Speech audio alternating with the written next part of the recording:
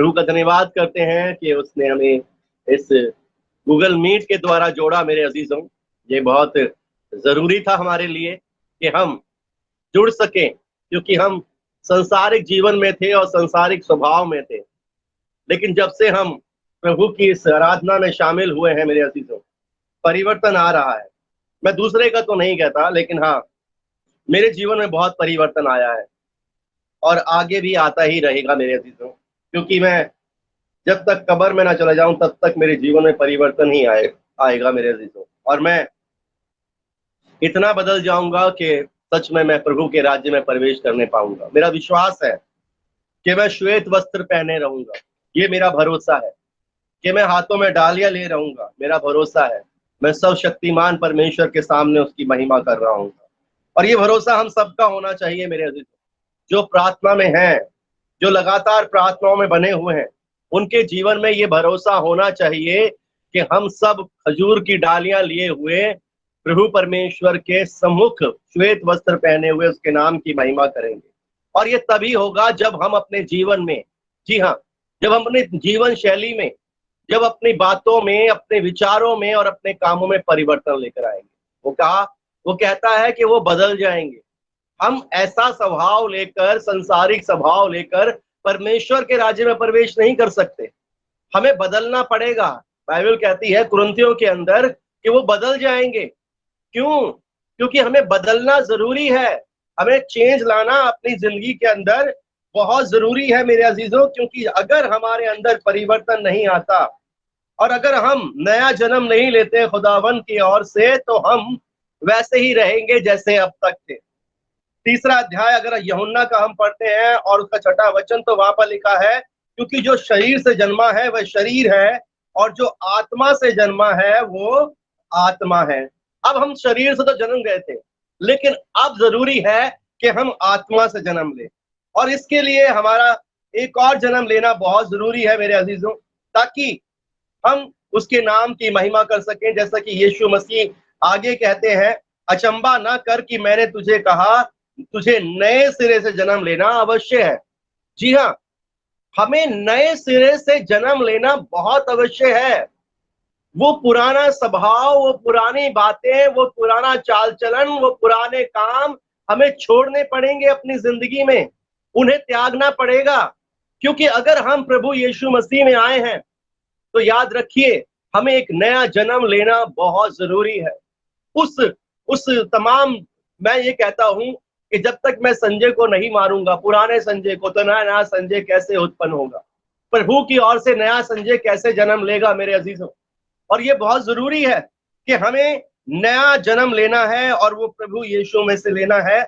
और उस जन्म में मेरे अजीजों मैं बताऊं आपको, सिर्फ पॉजिटिविटी होनी चाहिए, आत्मिकता होनी चाहिए, नम्र स्वभाव, अच्छा स्वभाव, माता पिता का आदर करना, बच्चों को रीस न दिलाना और अपने जीवन शैली में परमेश्वर को पहला स्थान देना, घर का एटमॉस्फेयर अच्छा बनाकर रखना और अपने पड़ोसी से अपने समान प्रेम रखना और आज्ञाओं का पालन करना। यही वो हमें सिखाता है मेरे अजीजों, ताकि हम निरंतर उसकी सेविकाई में बने रह सकें और उसके पवित्र नाम की महिमा अपनी जुबानों से और अपने मनों से करने वाले बन सकें।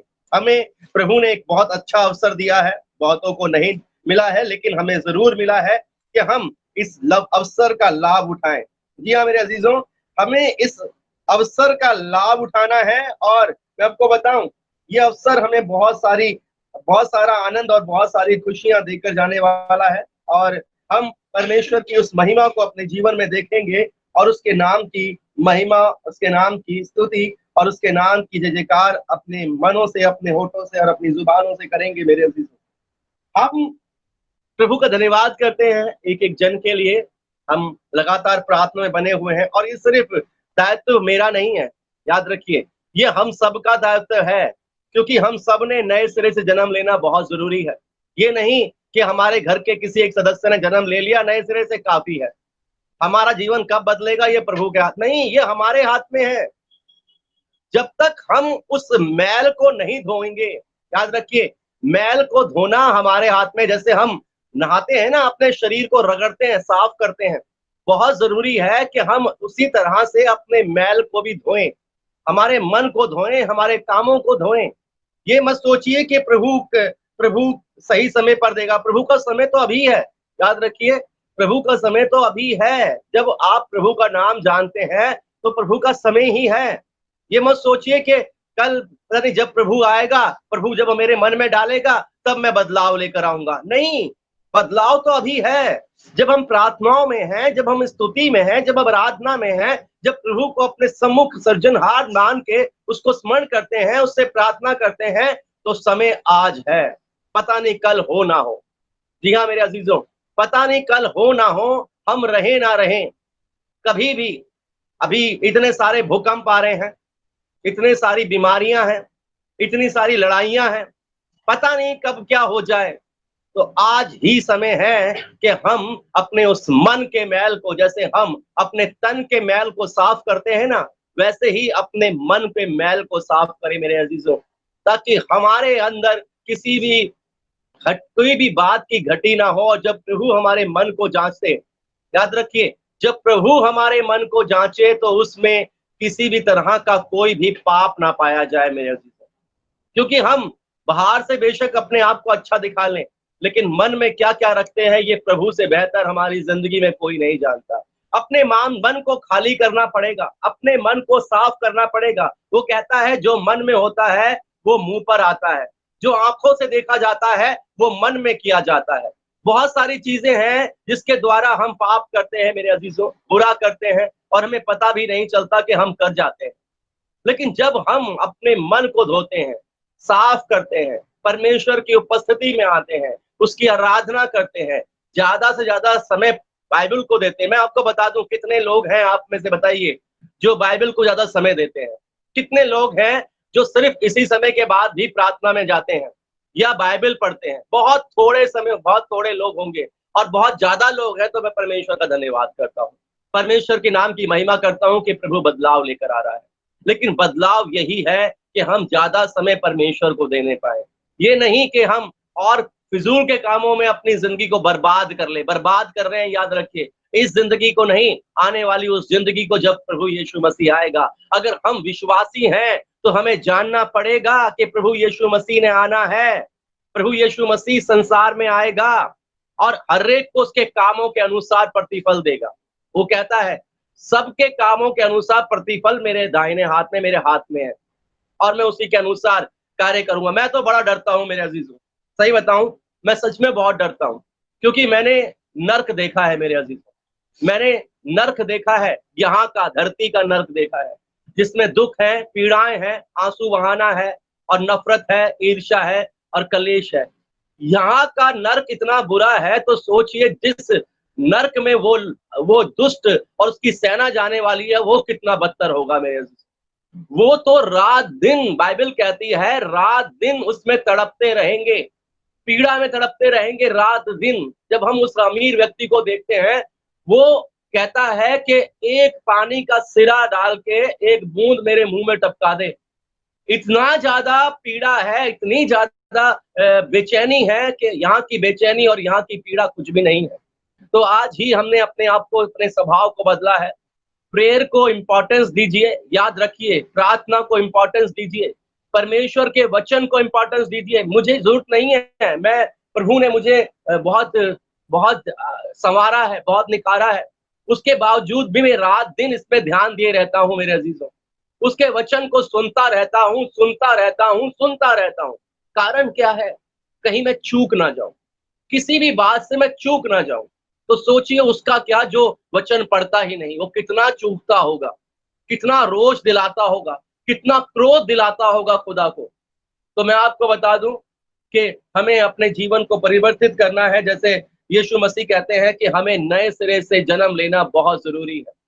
वैसा नहीं कि जैसे पहले थे, अब हमें नए सिरे से जन्म लेना बहुत जरूरी है। अगर हम प्रभु की पहचान है और प्रभु हमारी पहचान है, तो हमें नए सिरे से जन्म लेना बहुत जरूरी है मेरे अजीजों। मैं प्रभु का धन्यवाद करता हूं कि हम इसमें सम्मिलित हैं, हम इसमें शामिल हैं।